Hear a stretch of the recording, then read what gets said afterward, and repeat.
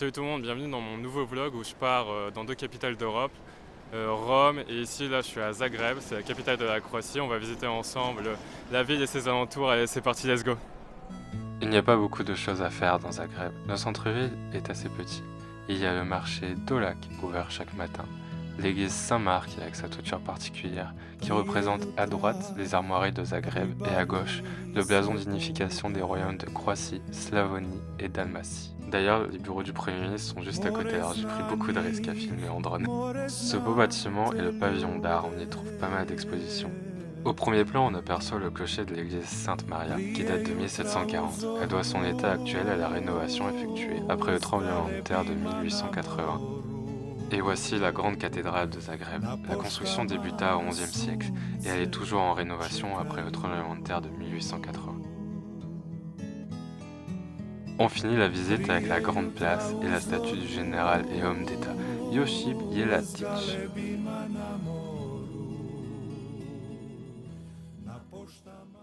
On est au musée technique Nikola Tesla, donc du coup je vais vous mettre un petit florilège de tout ce qu'il y a à l'intérieur. Allez, c'est parti.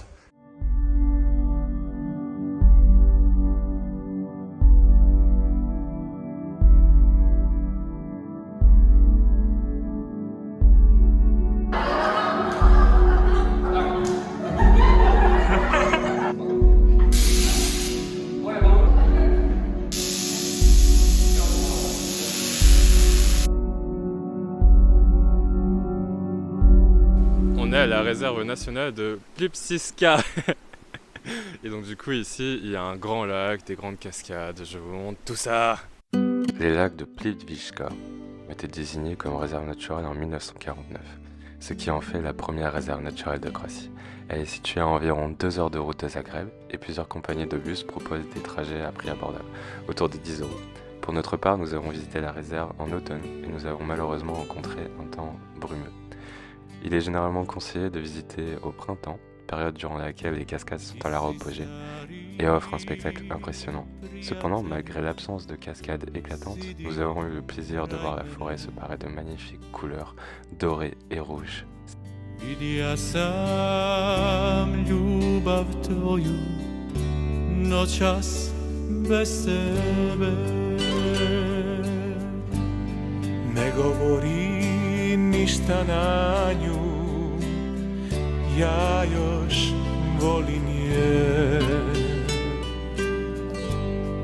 Ne diraj mi ljubav moju, ne mogu bez nje. Ne diraj moju ljubav, ne diraj moju bol,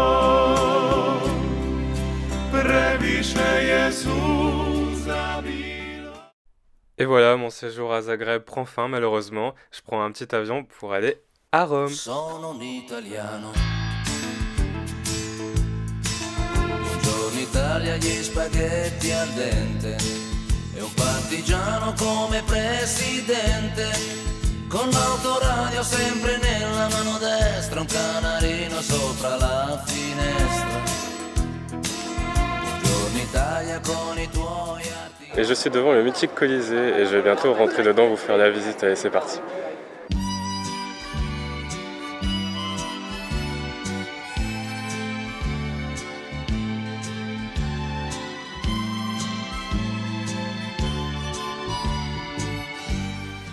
Construit entre 70 et 80 après Jésus-Christ, c'était le stade ultime de l'époque romaine, pouvant rassembler 50 000 personnes.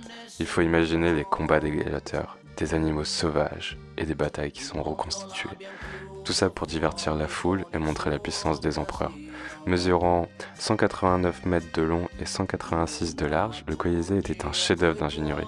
Même si le temps a fait son œuvre et que certaines parties sont en ruine, ce monument reste un symbole incroyable de l'Empire romain. Calcio alla TV, solo io, solo tu. Et j'enchaîne avec la visite du Forum romain qui est situé juste à côté. Construit au 7e siècle avant Jésus-Christ, c'était le centre politique, social et religieux de Rome pendant des siècles. Imaginez ce lieu arborant temples majestueux, places publiques, marchés animés et discours enflammés. C'était le cœur battant de l'Empire romain. Des événements historiques majeurs se sont déroulés ici, comme les funérailles de Jules César.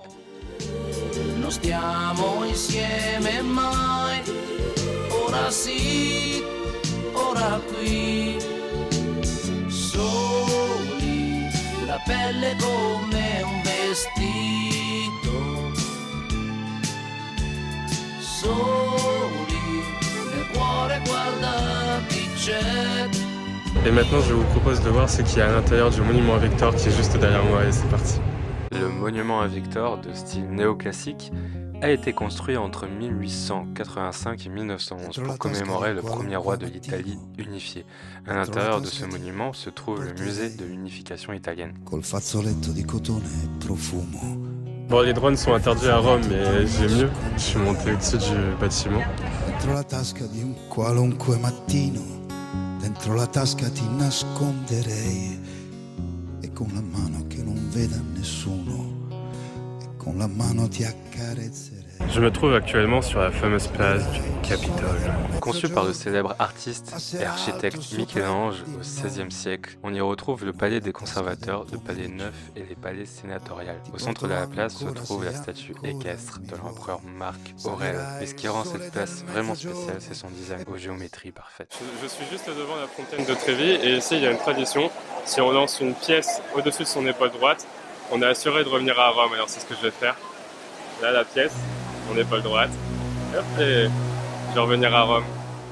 Achevée en 1760, elle rend hommage à l'aqueduc Aquavergine, source de vie pour la Rome antique. Au centre, Neptune, le dieu de la mer, qui émerge majestueusement sur son char en coquillage, tiré par ses 2 chevaux. L'un à gauche est agité et l'autre est plus calme. Ils symbolisent ensemble les 2 humeurs de la mer. 2 niches latérales encadrent Neptune, à droite la salubrité et à sa gauche l'abondance. Ce sont des allusions aux effets d'une eau pure. Je suis actuellement au plein cœur de la basilique Saint-Pierre, elle est incroyable. Je vous montre tout ça, c'est parti.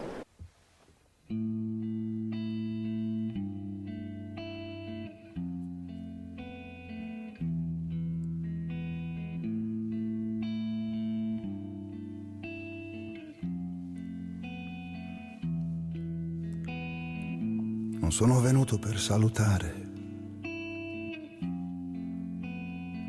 che io non lo conosco, il tono giusto del saluto, e nemmeno le parole. La basilique Saint-Pierre, située au cœur de la cité du Vatican, est l'une des églises les plus emblématiques et majestueuses au monde. Achevée en 1626, elle est construite sur les vestiges du cirque de Néron. C'est dans ce site qu'ont eu lieu de nombreux martyrs de chrétiens, dont le martyr de l'apôtre Pierre. Cette basilique est impressionnante par son immense coupole, conçue par Michel-Ange, et sa façade grandiose, qui est l'œuvre de l'architecte Carlos Maderno. L'intérieur vaste et richement décoré abrite des trésors artistiques inestimables, tels que le célèbre baldaquin de Bernin et la Pietà de Michel-Ange. Il tempo giusto del saluto, che trova le parole e nega la distanza, e poi libera le mani e lascia guardare di là del muro di una stanza, guardare. Non sono venuto per salutare, non torneremo mai sui nostri passi, mai. Non ci sarà mai posto neanche di nascosto nei giorni andati, mai. Non torneremo più nemmeno a ricordare che è sempre troppo tardi il tempo dei ricordi e niente fa tornare. Là actuellement je suis au musée du Vatican. Ma venue ici c'est surtout pour la chapelle Sixtine que j'attends avec impatience. Mais le musée en soi est très joli aussi.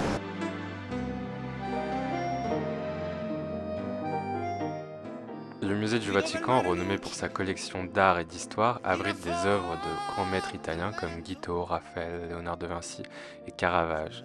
Sa pièce maîtresse est la chapelle Sixtine, dont le plafond a été peint par Michel-Ange.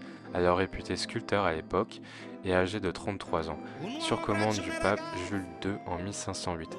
Malgré son manque d'expérience en peinture, Michel-Ange a travaillé seul et dans des conditions difficiles pendant 4 ans pour créer les 9 panneaux du plafond, illustrant des scènes de l'Ancien Testament, dont la célèbre création d'Adam, où Dieu donna la vie à Adam par un simple toucher.